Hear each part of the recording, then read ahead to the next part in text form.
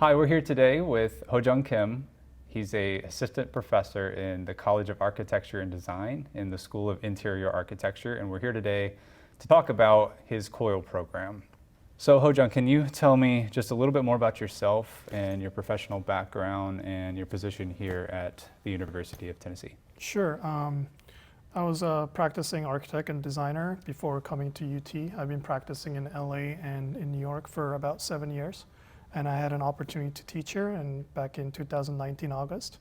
And then soon after, the COVID happened, so I was kind of getting adjusted to that new norm. But yeah, it's been about 3.5 years now. And then I've been teaching mostly interior architecture studios. Yeah. Great, thank you. And of course, the reason we're here today is because of the course where you implemented a COIL program into it. COIL meaning Collaborative Online International Learning, and your course was titled Advanced Interdisciplinary Studio. Yes. So I just want to learn a little bit more about that class, and then how long did that program last, and what was the partner institution that you worked with? So I had an opportunity, I had a colleague that was working in Pusan National University in South Korea that I had a connection with back in 2022 summer. And then we had an opportunity to talk about the program, and yeah, they became our partner institution. And then one of the reasons that we were interested in implementing this is so that we have an opportunity to learn about different culture and what the process is like to learn from that aspect, but also have the students to collaborate in a team setting to work a project together. And then it was for about 16 weeks total that we implemented the program together. Yeah. Great. So during the program, during those 16 weeks, what would you say in your eyes was the most rewarding aspect of developing this program, this COIL program?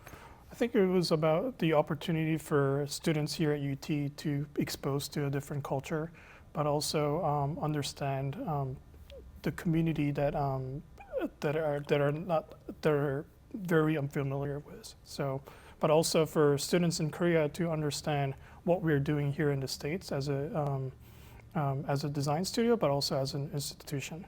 But also having these constant dialogue, I think it was very enriching. Okay. Part, yeah. And I'm sure with working across different time zones and things like that, there were some challenging aspects to the program. So what was one of those big challenges you had to work through as you implemented this? Definitely. I think one of the most challenging part was, like you mentioned, it was timeline, because in Korea it's about 12 hours difference. So having that, we actually started studio quite late, sometimes at 6 p.m. and then ended at 10 or 11 p.m., which is kind of like 8 a.m. there, and then it rolls into maybe 11 a.m. or 12 p.m. over there. So kind of adjusting that schedule, that was like one of the tough time. But we only met like once a week, so that gave an opportunity for students to kind of rearrange and do their work separately. And then the second part I would say is the communication. We're having this studio running in mostly in English, and of course, students in Korea, they expect to be pretty skillful with the language skills, but of course, it's not their primary language, so there are some difficulties with the communication. But overall, I think there was a lot of amendments with trying to adjust the language difficulty by doing drawings and sketches and making models and things like that. Yeah. Okay. So let's say you were to run this course again, those 16 weeks, redo them, do them all over again. What would you change this time around for this course? Is there one thing or a couple things you might point to? Yeah, I think one of the biggest challenge was students to kind of agree together to work on a team project that was part of the assignments. So I would have students to, before making the team decision, I will have the students to kind of understand who they want to work with, and have like a little exercise before to decide their final teams. But also having a very concrete schedule, I think it would help, so that communication, because you're not just communicating with the UT students, but you're also communicating students with Korea. So there needs to be a mutual agreement of the strict timeline that we have. So yeah, timeline, and then making sure that the team that you're working with are that you're comfortable with. Yeah, I can see communication across the world being tough when you're working with students from both countries, Yeah, for sure. yeah, exactly. Yeah. Well, my last question for you is really, is there anything else you would want to share about this program, how it went for you? Sure. Any big takeaways from the course?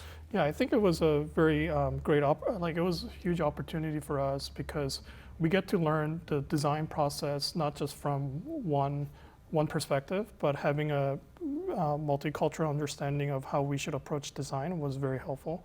And then to hear the voice from different institutions, it definitely opened a lot of ideas for students altogether.